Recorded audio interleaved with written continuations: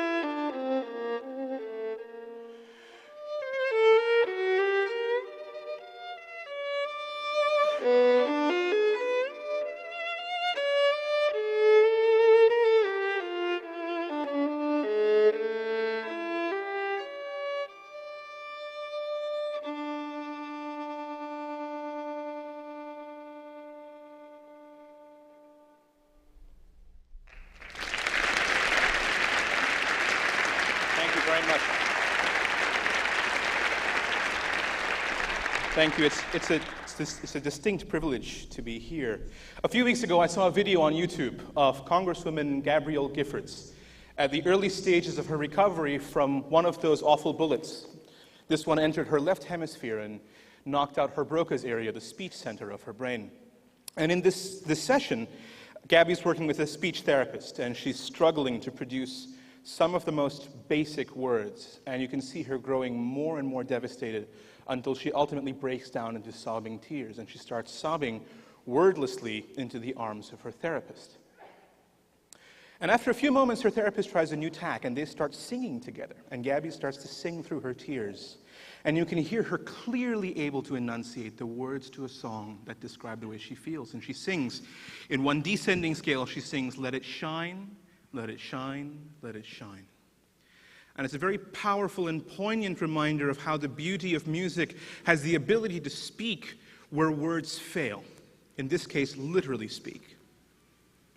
Seeing this video of Gabby Giffords reminded me of the work of Dr. Gottfried Schlaug, one of the preeminent neuroscientists studying music and the brain at Harvard. And Schlaug is a proponent of a therapy called melodic intonation therapy, which has become very popular in music therapy now. Schlaug found that his stroke victims who were aphasic could not form sentences of 3 or 4 word sentences, but they could still sing the lyrics to a song, whether it was Happy Birthday to You or their favorite song by the Eagles or the Rolling Stones. And after 70 hours of intensive singing lessons, he found that the music was able to literally rewire the brains of his patients and create a homologous speech center in their right hemisphere to compensate for the left hemisphere's damage. When I was 17, I visited Dr. Schlaug's lab, and in one afternoon, he walked me through some of the leading research on music and the brain, how musicians had fundamentally different brain structure than non-musicians, how music and listening to music could just light up the entire brain from our prefrontal cortex all the way back to our cerebellum. how music was becoming a neuropsychiatric modality to help children with autism, to help people struggling with stress and anxiety and depression, how deeply Parkinsonian patients would find that their tremor and their gait would steady when they listened to music, and how late-stage Alzheimer's patients, whose dementia was so far progressed that they could no longer recognize their family, could still pick out a tune by Chopin at the piano that they had learned when they were children. But I had an ulterior motive of visiting Gottfried Schlaug, and it was this, that I was at a crossroads in my life, trying to choose between music and medicine. I had just completed my undergraduate, and I was working as a research assistant at the lab of Dennis Selko, studying Parkinson's disease at Harvard. And I had fallen in love with neuroscience. I wanted to become a surgeon. I wanted to become a doctor like Paul Farmer or Rick Hodes, these kind of fearless men who go into places like Haiti or Ethiopia and work with AIDS patients with multi-drug resistant tuberculosis or with children with disfiguring cancers. I wanted to become that kind of Red Cross doctor, that doctor without borders. On the other hand, I had played the violin my entire life. Music for me was more than a passion, it was obsession, it was oxygen. I was lucky enough to have studied at the Juilliard School in Manhattan and to have played my debut with Zubin Mehta and the Israeli Philharmonic Orchestra in Tel Aviv. And it turned out that Gottfried Schlaug had studied as an organist at the Vienna Conservatory, but had given up his love for music to pursue a career in medicine. And that afternoon I had to ask him, how was it for you making that decision? And he said that there were still times when he wished he could go back and play the organ the way he used to. And that for me, medical school could wait, but that the violin simply would not. And after 2 more years of studying music, I decided to shoot for the impossible before taking the MCAT and applying to medical school like a good Indian son to become the next Dr. Gupta.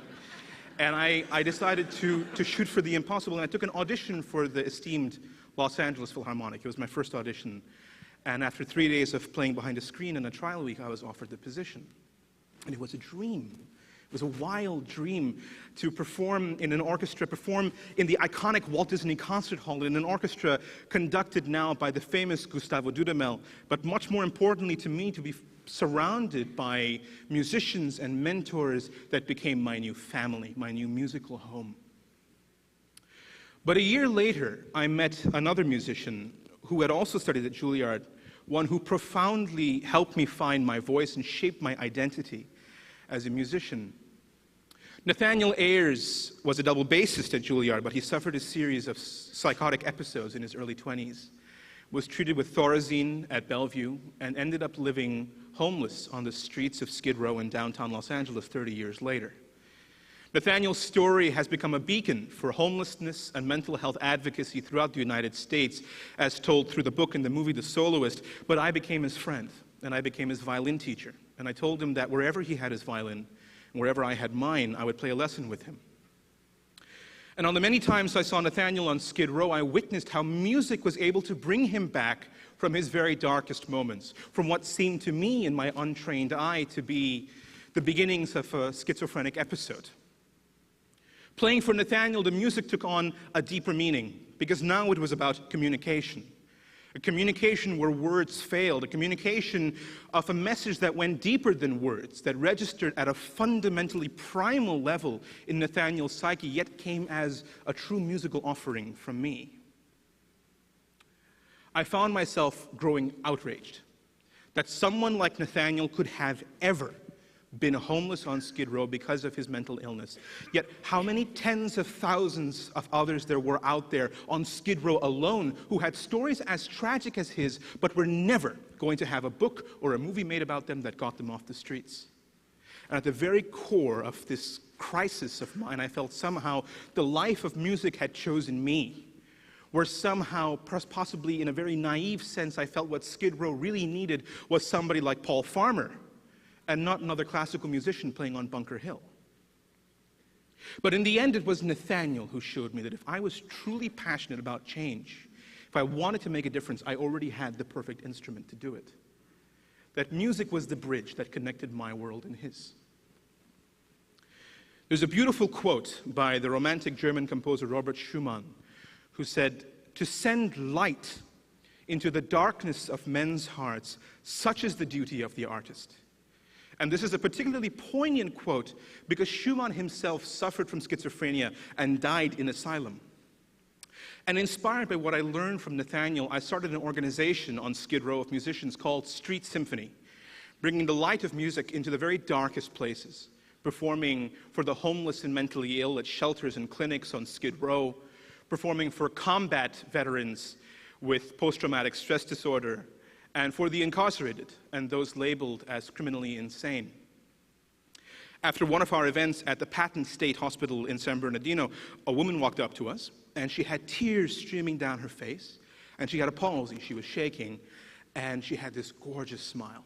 And she said that she had never heard classical music before, she didn't think she was going to like it, she had never heard a violin before, but that hearing this music was like hearing the sunshine. And that nobody ever came to visit them, and that for the first time in 6 years when she heard us play, she stopped shaking without medication.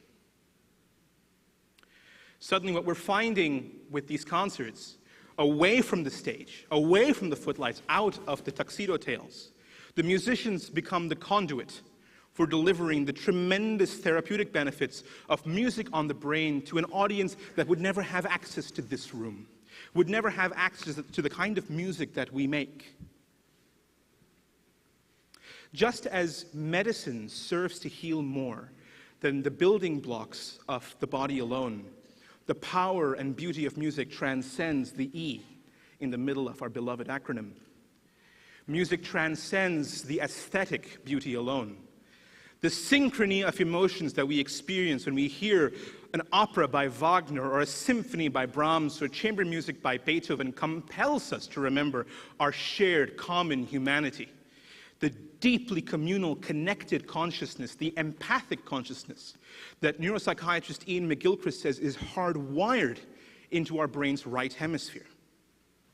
And for those living in the most dehumanizing conditions of mental illness within homelessness and incarceration, the music and the beauty of music offers a chance for them to transcend the world around them, to remember that they still have the capacity to experience something beautiful and that humanity has not forgotten them. And the spark of that beauty, the spark of that humanity transforms into hope.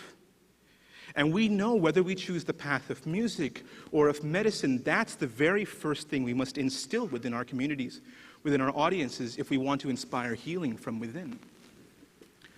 I'd like to end with a quote by John Keats, the Romantic English poet, a very famous quote that I'm sure all of you know. Keats himself had also given up a career in medicine to pursue poetry, but he died when he was a year older than me. And Keats said, "Beauty is truth, and truth beauty.